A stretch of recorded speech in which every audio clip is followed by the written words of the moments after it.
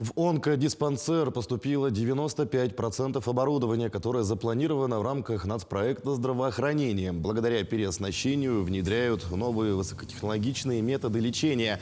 Например, такой как методика эндоскопической, колпачковой резекции слизистой. С ее помощью проводят органосохраняющее оперативное вмешательство с удалением патологического участка. На этих кадрах видно прохождение обследования. У пациента берут анализ опухоли с помощью высокотехнологичного аппарата. Отметим, что нацпроект сыграл большую роль в тотальном перевооружении лечебного диагностического оборудования в онкоцентре. В этом и в следующем году ожидается поступление оборудования для лучевой терапии.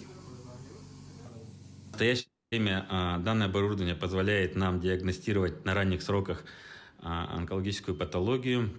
Раньше это было затруднено ввиду того, что оборудование не позволяло нам визуализировать мелкие опухоли, какие-то изменения в тканях. На сегодняшний день вот это современное оборудование нам позволяет это делать.